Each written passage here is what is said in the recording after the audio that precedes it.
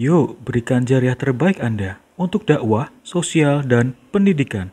Untuk berdonasi, silakan hubungi kami. Lazis Subul Salam, tebar manfaat untuk umat.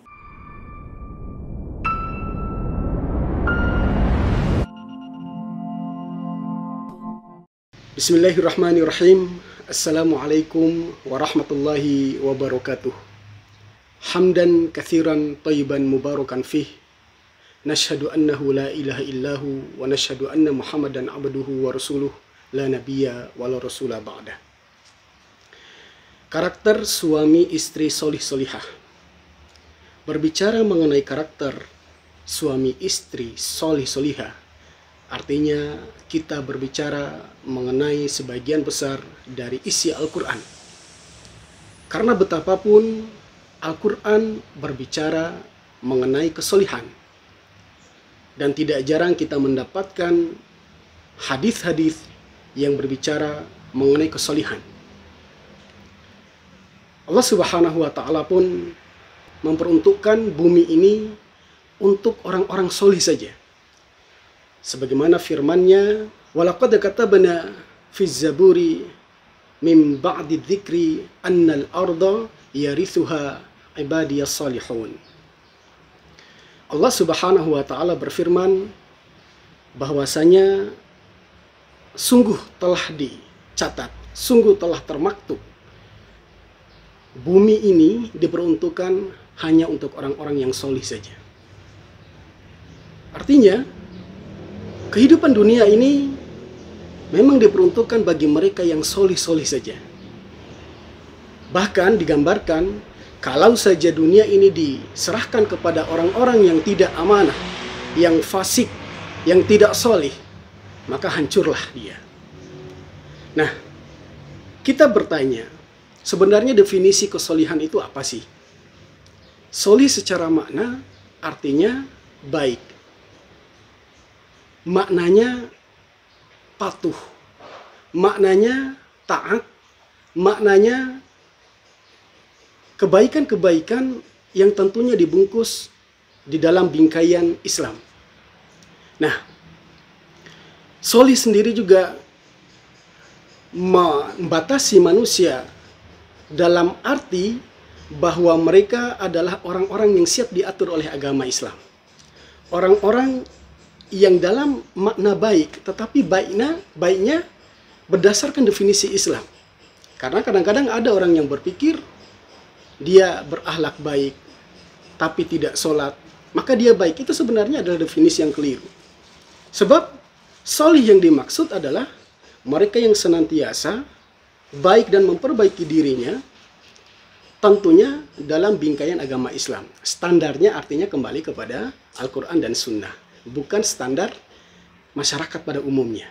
Begitu. Nah, ikhwati fiddin rahimakumullah, siapa yang sebenarnya berharap untuk menjadi solih solihah? Kita semua ini adalah orang yang berjalan menuju solih solihah itu. Bahkan kalau kita menilik kembali kehidupan para nabi dan rasul, beliau-beliau adalah manusia-manusia yang dikategorikan sebagai minas solihin, orang-orang yang senantiasa berbuat soleh. Nah, hari ini kita sebagai umat Muhammad yang menyatakan diri siap taat terhadap perintah dari Allah maupun dari Nabiullah Muhammad SAW, harus kita yakini bahwa kesolihan ini terpatri dalam diri kita, menjadi bagian dari diri kita, dan harus menjadi way of life kita, menjadi jalan hidup kita. Nah, ikhwati fiddin rahimakumullah, mari kita melihat bagaimana gambaran kesolihan yang terjadi pada seorang Nabi Ibrahim alaihissalam ketika beliau berdoa, Rabbi habli minas solihin.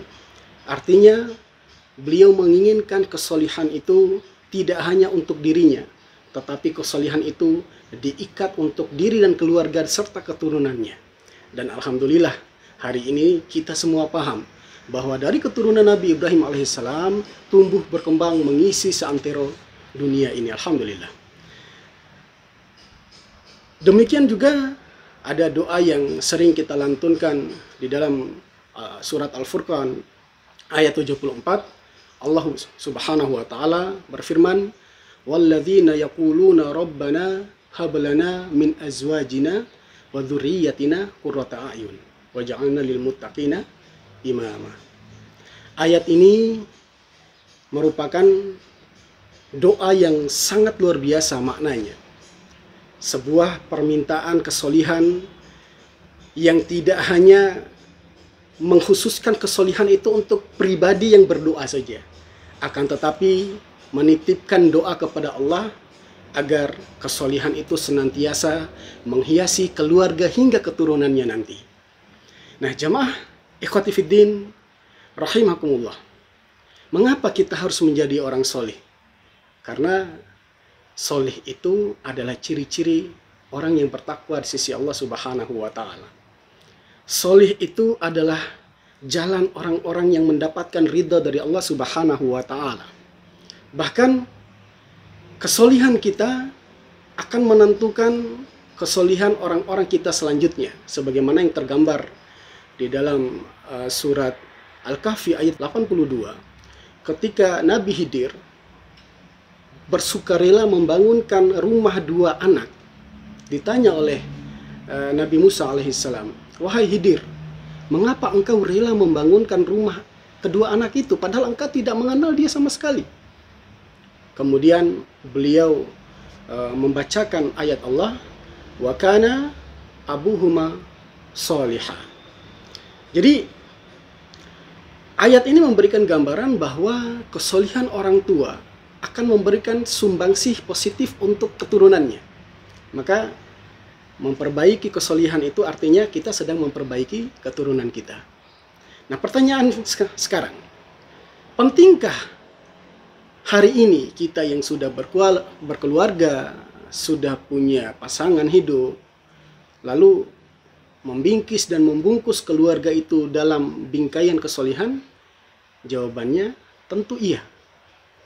Hanya saja kita harus menilik kembali juga bahwa tidak cukup kita membina keluarga, membina rumah tangga hanya dengan kesolihan saja. Karena ada tingkatan yang lebih tinggi lagi dari solih, namanya muslih. Kalau solih itu adalah baik secara pribadinya, sedangkan muslih adalah orang yang baik tidak hanya untuk pribadinya, tetapi juga baik untuk orang lain. Nah, dalam tema ini kita berbicara mengenai pasangan hidup yang solih-solihah. Ikhwati fiddin rahimakumullah, Rasulullah Shallallahu Alaihi Wasallam memberikan gambaran karakter seorang suami istri yang solih-solihah. Kita mengenal dulu ada seorang sahabat yang bernama Jabir bin Abdullah. Beliau ini adalah pemuda dan kemudian ditanya oleh Rasulullah, "Wahai Jabir, apakah engkau menikahi seorang gadis atau janda?" Maka beliau berkata, "Sungguh ibu dan ayahku telah wafat dan beliau berdua meninggalkan adik-adik perempuanku yang begitu banyak. Aku tidak membayangkan kalau saja aku menikahi wanita yang seumuran dengan adik-adikku, maka bagaimana cara dia memberikan pelajaran adab? Bagaimana cara istriku memberikan pengaruh yang baik untuk mereka? Maka aku tidak menyukai untuk menikahi gadis. Aku lebih memilih janda untuk membina, untuk mentarbiyah adik-adikku agar mereka memiliki adab dan siap untuk diarahkan pada kebaikan." Nah, gambaran dari kisah percakapan antara Rasulullah dengan Jabir ini memberikan informasi kepada kita bahwa menikah itu tidak sekedar berbicara mengenai siapa yang paling cantik di antara wanita-wanita yang ada.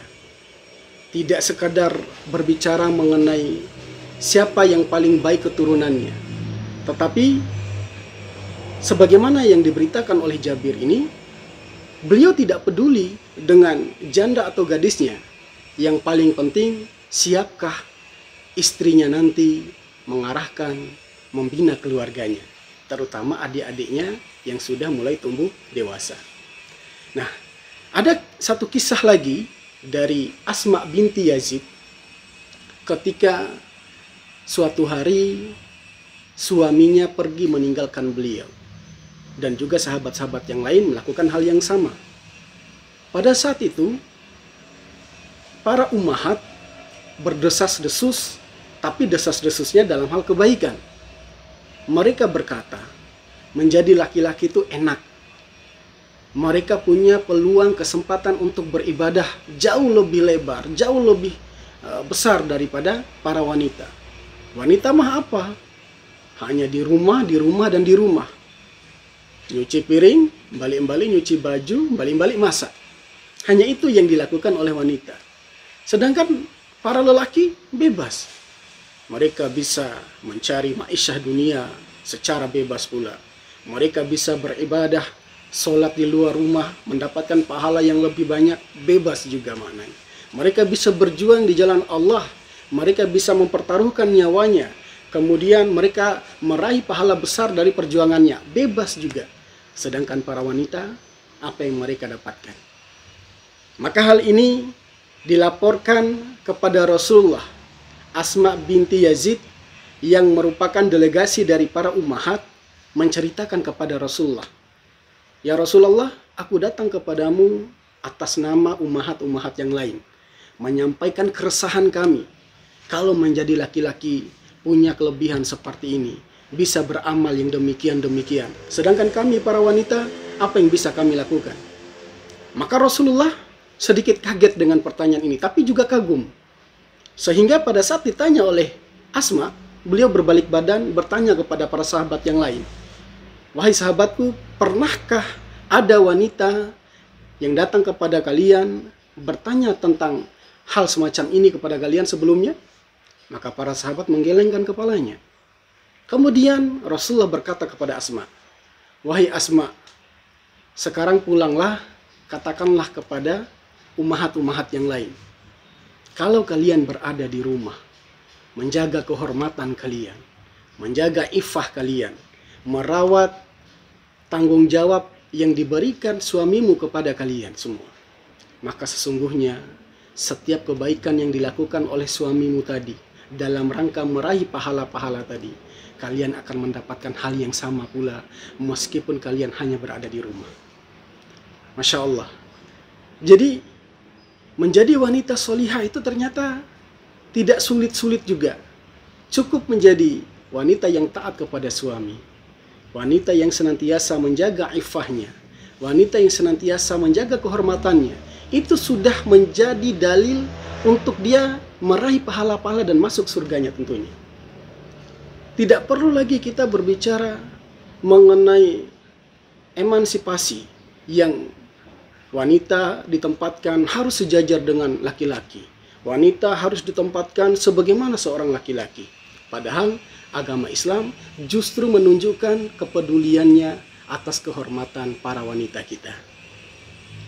Nah, selain karakter-karakter ini juga, karakter muslih yang merupakan tingkatan yang lebih tinggi dari sekedar solihah tadi adalah kita harus menjadi pribadi yang siap untuk mengarahkan, menarbiah anak keturunan kita. Ini adalah poin yang sangat penting. Sebab untuk menjadi pribadi yang solih-solihah saja, atau mungkin khususnya untuk suami tugasnya bukan hanya untuk mencari istri yang solihah saja, tetapi mampu juga menargetkan istrinya adalah seorang muslihah. Mereka yang tidak hanya mampu berbuat baik untuk dirinya, tetapi mampu berbagi kebaikan untuk orang lain. Nah, dalam hal ini, muslihahnya seorang istri kita adalah mereka yang mampu memberikan tarbiyah terbaik untuk anak keturunannya. Tentunya ini dianggap hal yang penting karena pendidikan, agama, akidah anak-anak kita selanjutnya diserahkan kepada istri-istri kita. Mengapa demikian? Nyatanya laki-laki itu sering keluar rumah, sering meninggalkan rumah, entah untuk berdakwah, mencari ma'isyah dunianya, atau hal-hal positif yang lain. Sedangkan yang berjibaku di rumah adalah para istri. Oleh karena itu, sebagai istri yang muslihah adalah mereka yang mampu mengarahkan anak-anak mereka, mampu memberikan tarbiyah yang baik untuk anak-anaknya, sehingga terselamatkan ibadahnya, terselamatkan pendidikannya, terselamatkan akidahnya, sehingga anak-anak ini bisa menelurkan kesolihan serta kemuslihan orang-orang tuanya. Masya Allah. Nah, oleh karena itu, ikhwati fiddin rahimakumullah, mari kita kencangkan kesolihan diri kita dan kesolihahan istri-istri kita. Jangan sampai seorang laki-laki, seorang suami tampil sebagai pribadi yang solih, tetapi meninggalkan istri yang berpenampilan urak-urakan, tidak siap untuk dibina, tidak siap untuk ditarbiyah. Kalau kenyataan seperti itu, bagaimana kita bisa mengharapkan keturunan min dzurriyyah yang baik-baik, min dzurriyyah yang solihah? Oleh karena itu, ayo kita kencangkan tarbiyah di keluarga. Mari kita tingkatkan kesadaran bersama. Minimal dakwah kecil-kecilan di rumah itu akan sangat berpengaruh untuk kebaikan keluarga kita. Nah, terakhir kita berdoa kepada Allah, Rabbana hablana min azwajina wa dzurriyyatina qurrata ayun waj'alna lil muttaqina imama. Mohon maaf atas segala kekurangan. Mari bergerak untuk membentuk keluarga yang sakinah, mawaddah, warahmah. Mari bergerak untuk membentuk karakter-karakter yang siap ditarbiyah di dalam keluarga. Mari bergerak bersama keluarga kita menuju surganya. Amin ya rabbal alamin. Wassalamualaikum warahmatullahi wabarakatuh.